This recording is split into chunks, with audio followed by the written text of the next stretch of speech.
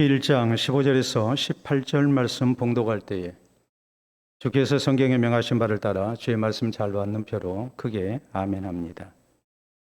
봉독합니다. 나오미가 또 이르되 보라 내 동서는 그의 백성과 그의 신들에게로 돌아가나니 너도 너희 동서를 따라 돌아가라 하니 룻이 이르되 내게 어머니를 떠나며 어머니를 따르지 말고 돌아가라 강권하지 마옵소서. 어머니께서 가시는 곳에 나도 가고 어머니께서 머무시는 곳에서 나도 머물겠나이다. 어머니의 백성이 나의 백성이 되고 어머니의 하나님이 나의 하나님이 되시리니 어머니께서 죽으시는 곳에서 나도 죽어 거기 묻힐 것이라. 만일 내가 죽는 일 외에 어머니를 떠나면 여호와께서 내게 벌을 내리시고 더 내리시기를 원하나이다 하는지라. 나오미가 룻이 자기와 함께 가기로 굳게 결심함을 보고 그에게 말하기를 그치니라. 아멘. 설교 시작하면서 이 시간 우리가 사진을 보도록 하겠습니다. 여러분 사진 보도록 합니다. 저 꽃이 어떤 꽃인지 한번 생각을 해보시기 바랍니다. 다음 사진 보도록 할까요? 이런 꽃입니다. 눈 속에 피는 꽃이죠. 또 우리가 다음 사진을 보게 되면 저렇게 눈 속에 아름답게 피어나는 꽃. 계속해서 보면 저렇게 얼음 속에서도 피어나는 그런 꽃입니다. 또 다음 사진. 우리가 이런 꽃 봤는데 저게 어떤 식물인지 어떤 꽃인지 짐작이 가십니까? 저 꽃은 복수초라는 그런 꽃입니다. 야생화 가운데 가장 먼저 피는 꽃입니다. 그렇기 때문에 봄이 오기 전에 저 꽃이 가장 먼저 피는지라 봄의 전령사라는 그런 이제 별명이 붙어 있는 꽃입니다. 또 얼음을 녹이고 피는 꽃이라 해서 얼음 사이에서 피는 꽃, 얼음새 꽃이라고 이렇게 얘기를 합니다. 겨울의 추위와 매서운 바람을 이겨내고 또 강한 생명력을 나타내는 꽃이죠. 그렇기 때문에 복수꽃입니다. 복수초인데 우리가 잘못 생각하면 좀 안 좋은 생각으로 복수라는 의미를 생각합니다. 그러나 이 복수초는 그런 꽃이 아니고요. 복복자의 목숨 숫자를 사용합니다. 그렇기 때문에 부귀와 장쇠복을 상징하는 그런 꽃으로 유명합니다. 더 나아가서 꽃말 자체도 영원한 행복이라는 그런 뜻을 가지고 있습니다. 우리에게 오늘 무서운 고난을 우리가 이겨내는 가운데 복된 내일을 향해서 나아가는 그런 강인한 생명력 또 의지력을 가지고 우리가 세상을 살아야 함을 우리에게 가르치는 그런 꽃입니다. 우리는 오늘 본문 성경을 통해서 복수초와 같은 한 여인을 만날 수 있습니다. 바로 룻입니다. 룻은 이방인인 모압 여인이었습니다. 그런데 그 인생은 참으로 기구했습니다. 룻은 나오미라는 이스라엘 여인의 며느리였습니다. 나오미 가족은 흉년을 피해서 모압으로 이주한 이스라엘 백성들이었습니다. 그런데 얼마 후에 남편이 죽습니다. 이 나오미의 두 아들 이제 이렇게 호르몬이 밑에서 잘 자랐고 그리고 모압 여자와 결혼합니다. 그런데 이 두 아들도 얼마 후에 갑자기 죽고 맙니다. 저들 사이에 자식 하나 남지 않았습니다. 그렇기 때문에 시어머니 나오미는 이 모든 불행을 하나님의 징벌로 받아들입니다. 하나님의 백성으로서 흉년 들어 힘들다 할지라도 하나님이 약속하신 이스라엘 땅을 떠나서는 안 되는데 먹고 살기 위해서 이것이 더 중요하다 생각하고 하나님을 향한 신앙을 저버린 가운데 이방 우상이 들끓는 이렇게 이방 땅 모압으로 이주했습니다. 그래서 하나님을 떠나서 산 이런 모든 것에 대해서 하나님께서 징벌하셔서 남편이 죽고 두 아들이 죽었다고 이렇게 받아들입니다. 그러므로 나오미는 두 며느리에게 자신은 이스라엘 땅으로 돌아갈 테니 너희들은 재혼해서 새 출발을 하라고 권유합니다. 그러자 두 며느리는 절대로 어머니를 떠나지 않겠다고 합니다. 함께 이스라엘 땅으로 가겠다고 말합니다. 이런 두 며느리에게 시어머니 나오미는 다시 고면합니다. 그래서 두 며느리 가운데 한 사람은 자기 민족에게로 돌아갑니다. 그리고 룻이 남았습니다. 그런데 룻은 16절에 시어머니에게 이렇게 말합니다. 내게 어머니를 떠나며 어머니를 따르지 말고 돌아가라 강권하지 마시옵소서. 오직 어머니와 함께 하나님을 섬기며 살겠노라고 굳게 다짐을 합니다. 그러므로 시어머니 나오미는 이 룻의 굳은 결심을 보고 함께 이스라엘 땅으로 돌아옵니다. 그리고 이 두 사람 나오미와 룻은 오직 하나님을 향한 신앙으로 삽니다. 그럴 때 하나님께서 이 가정에 하나님의 놀라운 복을 허락하십니다. 이스라엘의 위대한 왕인 다윗이 그 자손 가운데 출생하게 되고 또 왕가를 이루는 이런 영광을 얻게 됩니다. 뿐만 아니라 그 후손 가운데 만왕의 왕이시고 구주가 되시는 예수 그리스도가 탄생하게 됐음을 성경은 증거합니다. 그러므로 사랑하는 성도 여러분, 우리 모두 오늘 본문 성경을 통해서 이 룻의 신앙을 우리가 본받을 수 있어야 합니다. 그래서 오늘 내게 주어진 고난을 우리가 능히 감당하고 또 하나님께서 주시는 복된 내일을 향해 나아가는 우리 모두가 되어야 될 것입니다. 그러면 룻은 무서운 고난 앞에서 어떤 각오와 다짐 속에 하나님을 향한 신앙으로 살아갈 것을 고백했는지 우리가 그 뜻을 살피는 가운데 우리에게도 역시 이러한 신앙의 다짐과 각오가 있기를 바랍니다. 먼저 우리는 고난을 통해서 인생의 연약함을 알고 이것을 신앙 성숙의 기회로 삼아야 함을 우리는 명심해야 합니다. 룻의 인생은 처음에는 아무 어려움이 없었습니다. 아마도 룻은 부모님의 사랑 가운데 평탄한 삶을 살았을 것입니다. 여느 처녀와 마찬가지로 룻도 이렇게 잘 성장한 가운데 이제 홍기가 차서 남편을 만나고 결혼을 했을 것이고 그리고 행복한 가정을 이뤘을 것입니다. 이때까지는 아무런 어려움이 없었습니다. 말 그대로 아주 순탄한 인생이었습니다. 모든 것이 내가 노래한 대로 또 내가 원하는 대로 되는 인생이었습니다. 행복은 멀리 있는 것이 아니라 가까이 오늘 나에게 있었습니다. 불행은 적어도 나와는 상관이 없었고 그것은 다른 사람의 이야기였습니다. 그런데 어느 날 갑자기 남편이 죽습니다. 둘 사이에 자식 하나 없었습니다. 졸지에 젊은 나이에 혼자가 되고 맙니다. 동네에서 제일 행복했던 사람, 많은 사람들이 부러워했던 나 자신이 동네에서 가장 불쌍한 사람이, 불행한 사람이 되고 말았습니다. 이 예기치 못한 불행을 만나게 됐을 때에 룻은 비로소 인생이라는 것이 얼마나 연약한 것인가를 깨닫게 됩니다. 그리고 역시 자신과 마찬가지로 남편과 두 아들을 갑자기 잃고 인생의 연약함을 깨닫는 가운데 이스라엘로 돌아가서 하나님을 섬기고 살고자 하는 시어머니 나오미를 따라서 이렇게 하나님 섬기며 살 것을 결심하게 됩니다. 그러므로 우리는 먼저 고난 앞에서 어떤 신앙 자세가 있어야 하는가를 생각해야 합니다. 우리는 인생의 무서운 고난을 만날 때에 먼저 우리 인생이라는 것이 얼마나 연약하고 또 내 마음대로 안 되는 인생인가를 우리는 생각해야 합니다.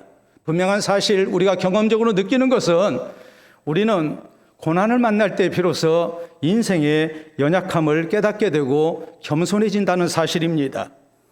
신앙이 성숙됩니다. 지금까지 하나님이 필요하지 않았던 사람이 내 인생의 주인 되시는 하나님을 생각하게 되고 그리고 하나님을 향한 진실한 신앙을 회복하는 그런 은혜를 입게 됩니다. 그렇기 때문에 우리는 고난을 통해서 내 인생을 다시 한번 돌아볼 수 있어야 하고 또 내 인생의 방향을 바꾸는 그런 결단이 있게 해야 합니다. 우리가 성경 전도서 7장 14절에 있는 말씀을 보면 성경은 우리에게 말씀하시기를 형통한 날에는 기뻐하고 공고한 날에는 되돌아보아라라고 이렇게 강조합니다. 우리가 형통한 날에는 기뻐해야 합니다. 하나님 은혜에 감사해야 합니다. 그리고 우리가 남들과 기쁨을 나누고 또한 선한 모습으로 살아야 합니다. 그러나 우리에게 예기치 못한 고난이 찾아왔을 때, 공고한 날이 찾아왔을 때 우리 성도가 가져야 할 신앙의 자세는 인생의 연약함을 알고 내 인생을 다시 한번 되돌아볼 줄 아는 지혜입니다. 왜냐하면 하나님께서 우리에게 고난을 주신 목적이 거기에 있기 때문입니다. 내가 지금까지 살아온 삶을 다시 한번 점검하고 되돌아보면서 바른 길로 가는 그런 인생의 전환점으로 하나님께서 우리에게 고난을 주셨다는 사실을 우리가 기억해야 한다는 말입니다. 우리가 성경에 보면 하나님께서 이스라엘 백성들이 하나님을 떠나 살 때에 저희에게 하나님이 징벌을 주셨습니다. 이 징벌을 통해서 자신들의 잘못된 신앙생활을 돌아보게 하셨고 하나님께 돌아오게 하십니다. 우리 예수님께서 들려주신 유명한 비유가 있죠. 우리가 누가복음 15장에 있는 말씀을 보면 돌아온 아들의 비유가 나옵니다. 참으로 패역한 아들이었습니다. 시퍼렇게 살아있는 아버지가 계심에도 불구하고 아버지 돌아가시면 내게 돌아올 상속분을 미리 달라고 요구합니다. 그래서 그는 자기의 상속분을 이렇게 미리 받았고 이 모든 것을 정리해서 먼 외국으로 떠나고 말았습니다. 그가 아버지 곁을 떠났던 이유는 자기 마음대로 살고 싶어서였습니다. 그는 자기가 원하는 대로 살았습니다. 인생을 즐기며 살았습니다. 그러나 그런 즐거움도 오래가지 못했습니다. 어느 정도 지나고 났을 때 그의 모든 재산은 다 허비되고 말았고 결국에 그는 나무집에서 품꾼으로 살아야 하는 비참한 처지가 됩니다. 종살이를 하게 됩니다. 그 땅에 흉년이 들었습니다. 심지어는 돼지들이 먹는 음식도 얻어먹을 수 없는 이런 극심한 고통 속에서 그는 자신의 지나온 삶을 돌아보게 됩니다. 내가 인생 잘못 살았습니다. 내 마음대로 살았습니다.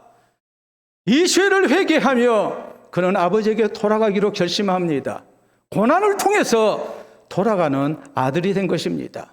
고난을 통해서 내 인생이라는 것이 얼마나 연약한가를 비로소 깨닫고 진실된 모습으로 자신의 잘못을 회개하며 아버지에게 돌아갑니다.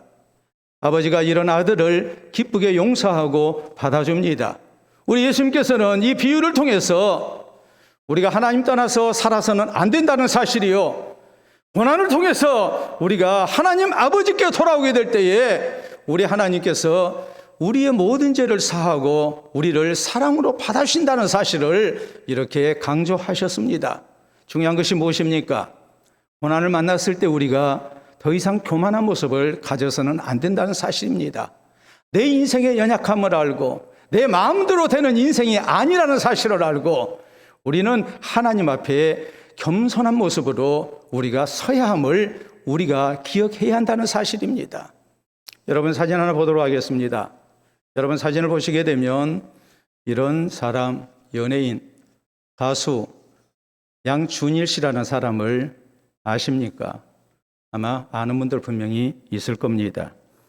이 사람은 20대 때 활동해서 이렇게 가수의 꿈을 펴기를 원했지만 큰 인기를 얻지를 못했습니다. 연예계의 반짝 모습을 보였다가 사라지고 말았습니다.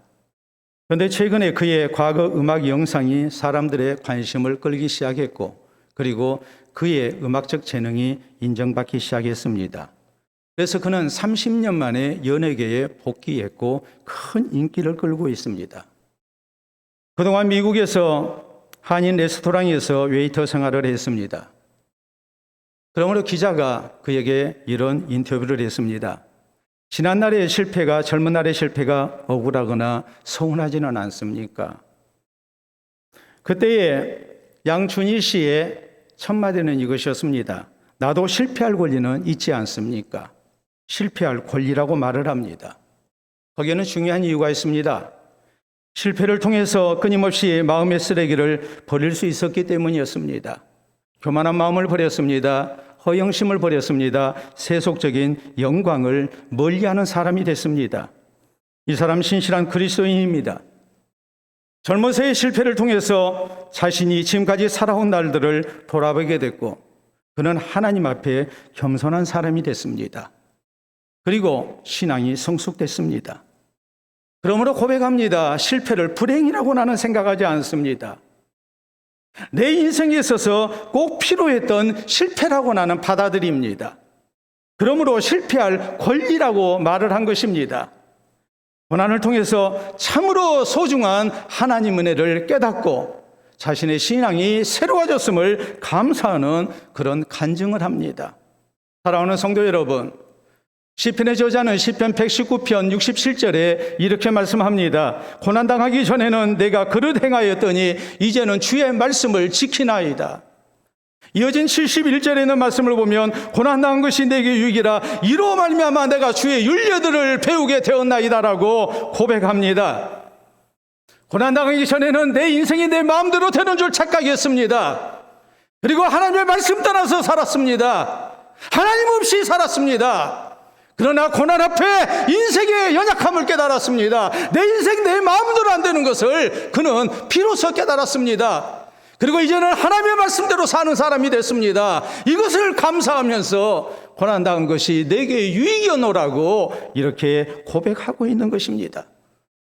그러므로 우리 성도는 삶 속에서 만나는 고난을 신앙 안에서 긍정적으로 받아들일 수 있어야 합니다. 먼저는 고난을 통해서 내 인생의 연약함을 알아야 합니다. 그리고 신앙 성숙의 기회로 삼아야 합니다. 내 인생의 방향을 바꿀 수 있어야 합니다. 그래서 오늘의 고난을 잘 이겨내고 또 하나님께서 예비해 두신 복된 내일을 향해 방향 전환이 있는 우리 모두가 될 수 있기를 바랍니다. 둘째로, 우리는 고난을 통해서 어떤 신앙의 다짐과 각오가 있어야 합니까? 그것은 앞으로는 오직 하나님을 향한 신앙으로 살 것을 다짐하는 것입니다. 15절은 이렇게 말씀합니다. 나오미가 또 이르되 보라 내 동서는 그의 백성과 그의 신들에게로 돌아가나니 너도 너희 동서를 따라 돌아가라 하니라고 했습니다. 너희 동서는 그의 백성과 그의 신들에게로 돌아간다. 모압 백성으로서 모압의 신들을 섬기며 살라고 이렇게 권면합니다. 그런데 16절에 보면 루시 이르되 내게 어머니를 떠나며 어머니를 따르지 말고 돌아가라 강권하지 마시옵소서. 어머니께서 가시는 곳에 나도 가고 어머니께서 머무시는 곳에서 나도 머물겠나이다. 어머니의 백성이 나의 백성이 되고 어머니의 하나님이 나의 하나님이 되시리니라고 말합니다. 자, 인생의 연약함을 알았습니다.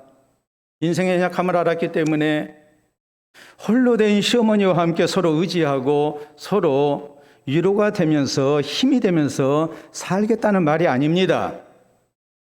적어도 룻은 시어머니와 함께 하겠다고 고백을 하고 있지만 단순히 시어머니를 따르겠다고 말하지 않았습니다. 어머니의 백성이 나의 백성이 되고 어머니 하나님이 나의 하나님이 되실 것입니다라고 말합니다.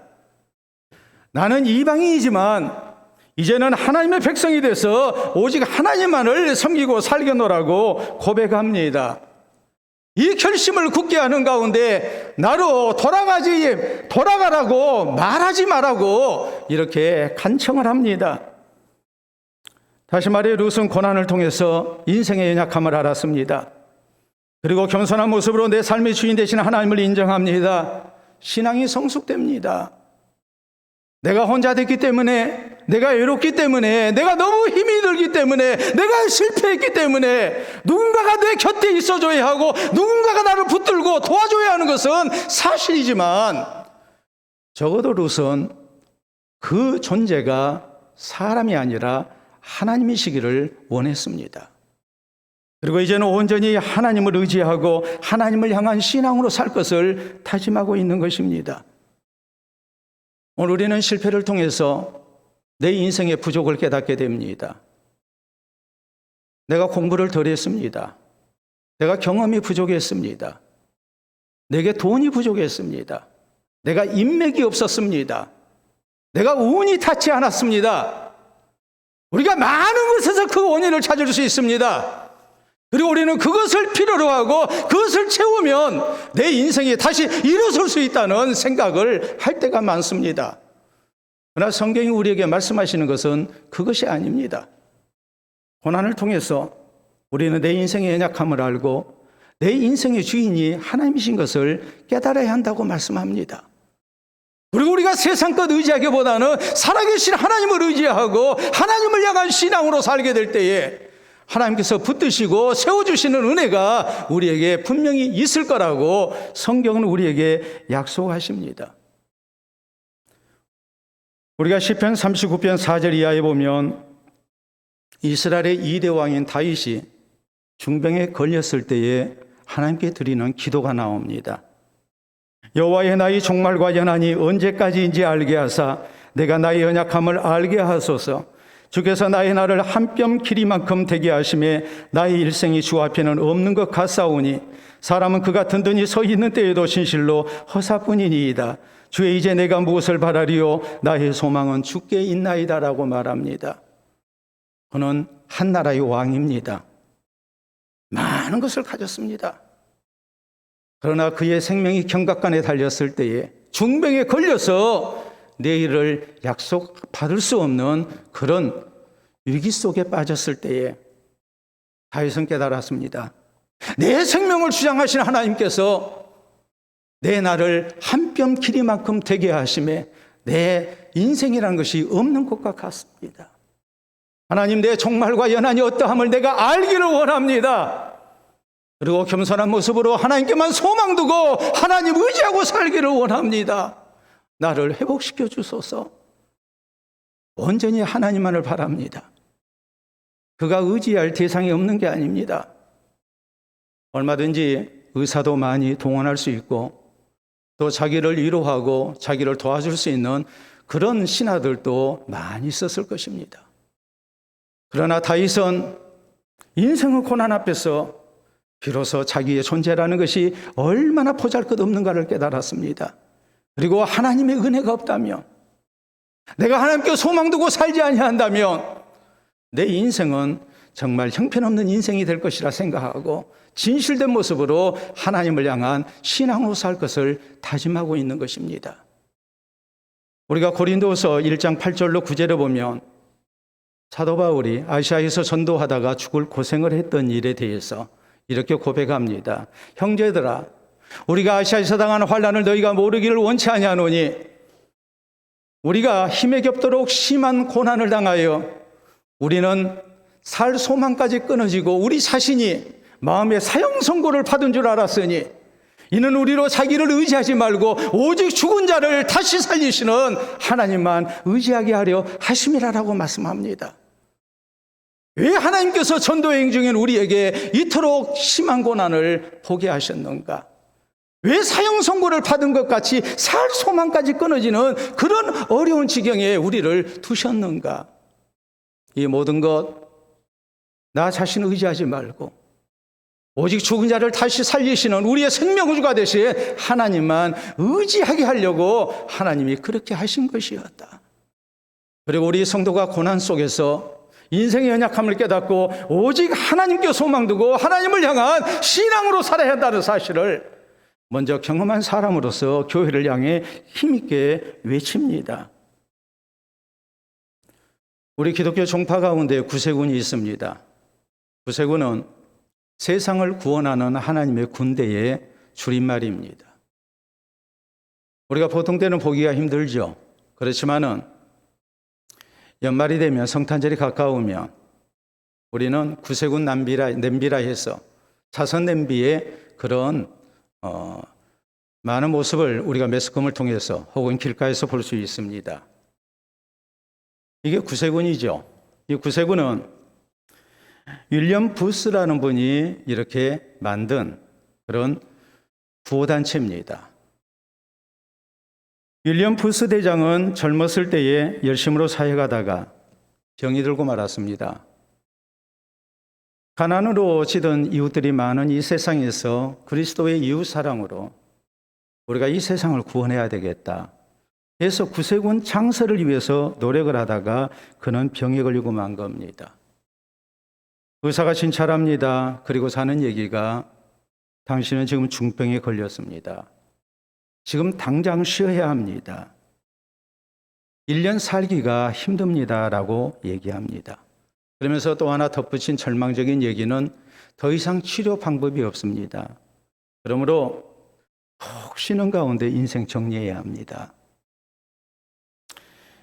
이 말을 듣고 윌리엄 부스는 하나님께 기도하며 자신의 생명은 생사복의 주인 되신 하나님이 주장하신다 믿고 하나님께 다 맡겨드립니다.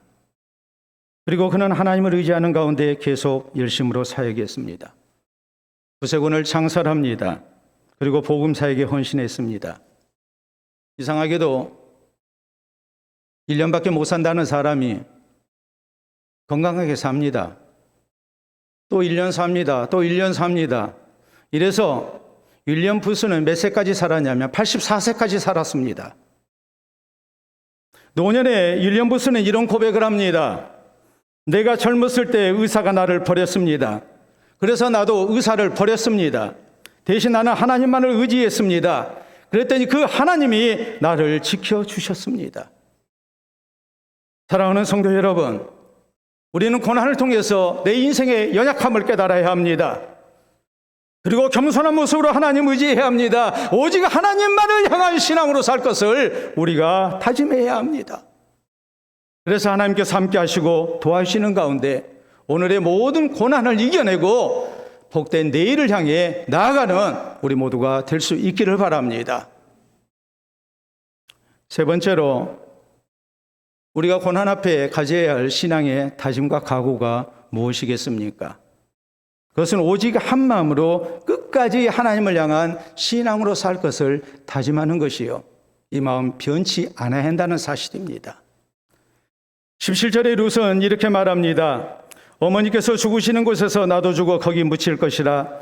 만일 내가 죽는 일 외에 어머니를 떠나면 여호와께서 내게 벌을 내리시고 더 내리시기를 원하나이다 하는지라 라고 했습니다.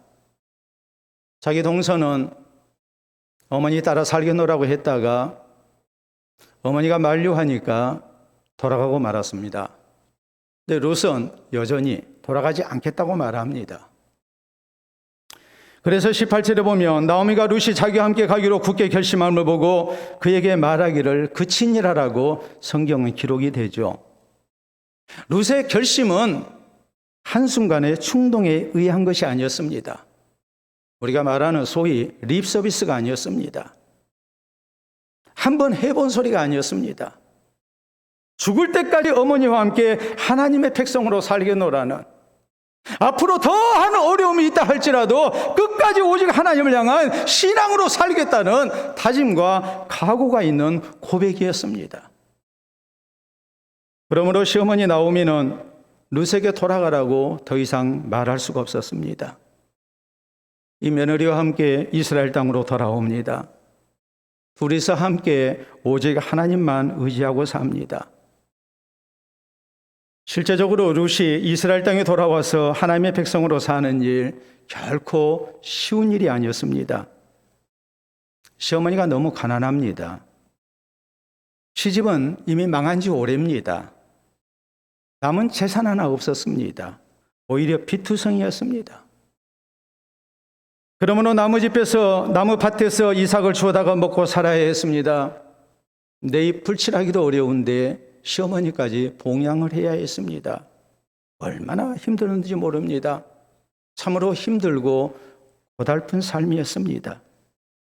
더더욱 안타까운 것은 언제 끝날지도 알 수 없는 고생의 세월이 기다리고 있다는 사실입니다. 그러나 룻은 처음 결심대로 오직 하나님을 향한 신앙으로 삽니다.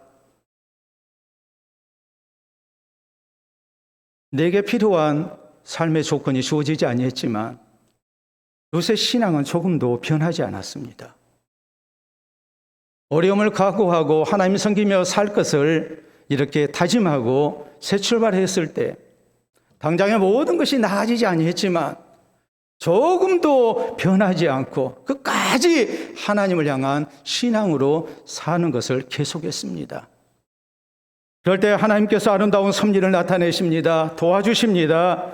아름다운 가정을 허락받을 수 있었고 이스라엘의 왕가를 이루는 믿음의 조상이 되는 복을 받게 됩니다. 오늘 우리 성도가 가져야 할 신앙의 자세가 이것 아니겠습니까? 우리가 고난을 만났을 때 우리는 인생의 연약함을 알고, 그리고 이제는 오직 하나님만을 향한 신앙으로 살 것을 다짐하고 하나님을 찾아야 합니다.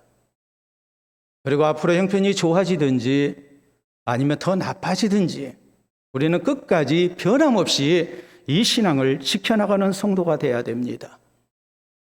우리가 성경에 위대한 믿음의 사람 욥이 나옵니다. 욥이 무서운 재난을 당합니다. 이 재난 앞에 욥의 신앙이 돋보입니다. 그는 하나님께 먼저 예배드립니다. 주신 이도 여호와시요 거두신 이도 여호와시오니 여호와 이름의 찬송을 받으실지니라라고 말하고, 성경은 이런 욥의 모습을 이 모든 일에 욥이 범죄하지 아니하고 하나님을 향하여 원망하지 아니했다라고 기록합니다. 그리고 참으로 놀라운 것은 이후로도 상황이 더 악화되고 좋아지지 아니했지만 욥의 신앙은 변함이 없었습니다. 그래서 하나님께 그 신앙이 인정받았고 하나님께서 놀라운 복으로 갚아주시는 참으로 믿음의 위대한 선진으로 성경은 소개합니다. 우리가 요한계시록 2장에 보면 우리 예수님께서 여러 가지 박해 속에 고생하고 있었던 서마나 교회를 향해 주신 약속이 나옵니다. 그때 주님은 이런 말씀을 하셨습니다. 내가 네 환난과 궁핍을 안다. 서마나 교회가 힘든 중에 얼마나 신앙을 지키기 위해서 애쓰는지 우리 주님이 다 보고 계셨고 알고 계신다고 말씀합니다.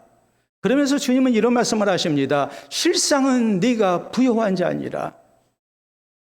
어려운 중에 신앙을 지키고 사는 그 모습, 믿음을 지키기 위해서 세상의 많은 것을 빼앗기고 환난과 박해 속에 궁핍 속에 살고 있었던 이 하나님의 백성을, 주의 교회를 하나님께서 사랑하시고 하나님의 주시는 상급이 있기 때문에 우리 주님은 실상은 네가 부요한 자라라고 말씀합니다. 그리고 주님께서 당부하신 것이 무엇입니까? 앞으로도 상당 기간 너희들이 박해 속에 고난을 당하게 될 것이다. 그렇지만 너희가 실상은 부요한 자라는 사실을 알고 주님이 다 알고 계신다는 사실을 알고 네가 죽도록 충성하라. 그리하면 내가 생명의 관을 네게 주리라라고 말씀합니다. 죽도록 충성하라는 말이 무슨 뜻이겠습니까? 죽을 힘을 다해서 죽을 때까지 신앙을 지켜야 한다는 뜻입니다. 우리에게 공감이 되는 글 가운데 이런 글이 있습니다. 한번 우리가 화면을 통해서 보도록 합니다. 밤은 아침을 이기지 못하고 겨울은 봄을 이기지 못한다. 불행은 행복을 이기지 못하고 절망은 희망을 이기지 못한다라는 말입니다. 아무리 밤이 깊다 할지라도 아침은 옵니다. 아무리 겨울이 길다 할지라도 봄은 꼭 찾아옵니다. 마찬가지입니다. 불행은 행복을 이기지 못합니다. 절망은 희망을 이기지 못합니다. 우리가 오늘의 고난에 절망해서도 안 되고 져서도 안 된다는 말입니다. 내일에 대한 희망과 소망을 가지고 우리가 끝까지 인내한다면 분명히 오늘의 불행을 우리는 이겨내고 행복을 얻게 된다는 말입니다. 사랑하는 성도 여러분, 우리 하나님은 이사야서 41장 10절에 우리에게 약속하십니다. 두려워하지 말라. 내가 너와 함께함이라. 놀라지 말라. 나는 내 하나님이 됨이라. 내가 너를 굳세게 하리라. 참으로 너를 도와주리라. 참으로 나의 의로운 오른손으로 너를 붙들리라. 우리가 고난 속에 있을 때 우리는 외로운 사람이 아니라는 말이요, 전능하신 하나님이 의로운 오른손으로 우리를 붙들고 도와주시고 함께 하신다는 사실을 주님은 약속하십니다. 그러므로 이사야 26장 3절에 성경은 또 말씀하십니다. 주께서 심지가 견고한 자를 평강하고 평강하도록 시키시리니 이는 그가 주를 신뢰함이니라. 우리가 마음의 심지를 굳게 하고 어떤 고난 속에서도 변치 않는 모습으로 우리가 주님을 향한 신앙으로 산다면 주님이 우리를 분명히 붙드시고 도우시는 가운데 평강의 길로 인도하실 것이라고 약속하고 계십니다. 그러므로 우리 성도는 고난 때에 이 하나님을 의지해야 합니다. 오직 한 마음으로 끝까지 하나님 의지하고 우리가 주를 향한 신앙으로 살아야 합니다. 하나님의 도우심을 믿고 절망 대신 소망을 가지고 살아야 합니다. 이 소망으로 오늘의 절망을 이겨내야 합니다. 오늘의 고난을 이겨내야 합니다. 그래서 하나님께 주신 승리를 얻는 우리 모두가 될 수 있기를 바랍니다. 초대 교회 가운데 전해지는 교훈집에 이런 이야기가 나옵니다. 고등 농사를 짓던 농부가 있었습니다. 이 사람이 하나님께 이렇게 기도합니다. 하나님, 1년 동안 내 뜻대로 그날의 날씨가 결정되게 하여 주시옵소서. 간곡히 사정했습니다. 그래서 하나님의 허락을 받습니다. 날씨는 농부 마음대로 주장할 수 있었습니다. 그가 맑은 날씨를 원하면 맑은 날씨가 나타났습니다. 해가 떴습니다. 비를 원하면 비가 왔습니다. 드디어 호두알이 열리기 시작했습니다. 그래서 또 하나님께 원합니다. 하나님, 강한 바람 불지 않게 해주십시오. 천둥도 치면 안 됩니다. 모든 것이 농부 뜻대로 응답이 됐습니다. 농부는 그저 그늘 아래서 잠만 자면 됐습니다. 호두나무에 그가 기대한 대로 많은 호두가 열렸습니다. 대풍이었습니다. 농부는 큰 기쁨 가운데 호두를 수확합니다. 그리고 큰 기대 속에 호두를 깨봤습니다. 그랬더니 그 속에 열매가 보잘것 없었습니다. 혹시나 해서 다른 호두를 깨봤더니 역시 보잘것없는 알맹이가 있을 뿐이었습니다. 그러므로 하나님께 항의합니다. 아이 하나님, 호두 농사 짓는데 이렇게 좋은 날씨가 계속됐으면 마땅히 호두 열매 속이 꽉꽉 차야 하지 않습니까? 그런데 왜 이렇게 하셨습니까? 그에게 하나님의 대답은 이것이었습니다. 폭풍 같은 방해가 있고 가뭄 같은 아픔이 있어야만이 호두는 겉껍질이 단단해지면서 속 알맹이가 차는 것을 몰랐느냐. 사랑하는 성도 여러분, 우리 인생도 마찬가지입니다. 인생의 아픔과 실패를 통해서 우리는 속 사람이 자라나고 단단한 사람이 됩니다. 그러므로 우리 성도는 오늘 하나님께서 내게 주신 고난을 먼저 긍정적으로 받아들여야 합니다. 바른 신앙의 자세로 오늘 내게 주어진 고난을 우리가 감당해야 합니다. 고난을 통해서 인생의 연약함을 깨닫고 우리의 신앙이 성숙되어야 합니다. 하나님 앞에 겸손한 모습으로 이제는 오직 하나님을 향한 신앙으로 살 것을 우리가 다짐하고 한 마음으로 끝까지 인내하며 우리가 신앙 가운데 살아야 합니다. 그래서 모든 고난을 이겨내고 우리 하나님께서 약속하신 복된 내일을 허락받는 우리 모든 성도 되시기를 우리 주님의 이름으로 축원합니다. 우리 함께 기도합니다. 내 인생의 지난 날을 돌아볼 때에 얼마나 많은 아픔이 있었고 실패가 있었습니까? 그러나 그 모든 아픔과 실패가 있었기에 오늘 내가 또 있는 것 아니겠습니까? 고난 앞에 우리는 이 신앙의 자세가 있어야 합니다. 하나님께서 필요로 해서 우리에게 주신 것이라 믿고 이 모든 것이 아름다운 신앙의 성숙과 살아계신 하나님을 향한 신앙의 승리로 나타나게 해야 합니다. 오늘 주신 말씀 기억하면서 우리가 고난 앞에 더욱 겸손해지고 하나님 향한 신앙으로 살 것을 다짐하고 끝까지 이 믿음 변치 아니할 것을 우리 모두 기도로 다짐할 수 있기를 바랍니다. 기도합시다.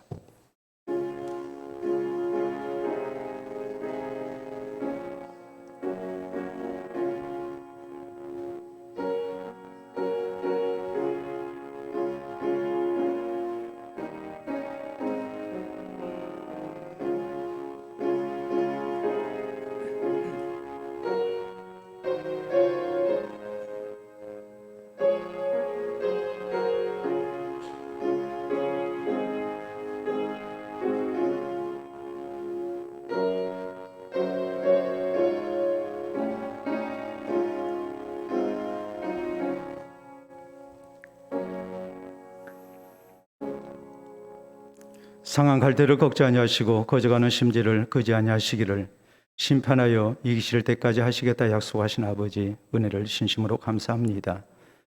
우리의 사는 날 동안 원치 아니하는 고난 앞에 우리가 신음하고 힘들어할 때가 많지만 이 모든 것 또한 하나님께서 기쁘신 뜻 가운데 우리에게 허락하신 고난인 줄로 알고 우리가 더욱더 겸비함으로 하나님만을 바랄 수 있도록 도우시니 참으로 감사합니다. 오늘 말씀을 통해 고난 속에서도 나를 향하신 하나님의 변치 않는 사랑 우리가 의심하지 않게 하시고 하나님의 크신 자비와 긍휼 가운데 주를 바라는 백성들마다 주께서 함께 하시고 붙드시며 승리케 하심을 믿게 하여 주시옵소서. 고난 앞에 교만하게 살아왔던 교만 속에 살아왔던 나의 지난 날들을 회개하게 하시고 이제는 하나님의 은혜 아니면 살 수 없음을 고백하며 우리가 겸손히 하나님을 의지할 수 있도록 도와주시옵기를 원합니다. 이 살아계신 하나님 앞에 오직 주를 의지하며 신앙으로 살아갈 것을 다짐하게 하시고 앞으로 어떤 형편을 만나든지 변치 아니하므로 끝까지 신앙 지켜나가게 하시사 우리 하나님께서 그 신앙을 인정하시고 더욱 사랑하시는 주의 권속들이 되게 하여 주시옵소서. 특별히 인생의 무거운 짐을 지고 고생하는 우리 사랑하는 성도들을 위로해 주시고 오늘 말씀을 통해 더욱더 힘을 얻을 수 있도록 도와주시옵소서. 살아계신 하나님께서 나를 지켜보시고 나와 함께 하시고 의롭고 강한 손으로 나를 붙들고 계심을 잊지 말게 하여 주시옵소서. 예수를 의지하는 가운데 새 힘을 얻게 하시고 주의 사랑하는 성도들로 절망을 이겨내고 소망으로 승리하는 믿음의 사람들 되게 하여 주시옵소서. 그래서 지난 날을 돌아볼 때에 고난 당한 것까지 다 하나님 앞에 감사하는 조건이 되게 하시고 그 고난을 통해서 오늘의 내가 있게 됨을 간증하며 우리 주님을 자랑하며 사는 우리 성도들 되게 하시고 고난당한 성도를 위로하는 하나님의 사람으로 위로의 도구로 쓰임받는 우리 성도들이 되게 하여 주시옵소서. 감사하며 예수님 이름으로 기도하옵나이다. 아멘.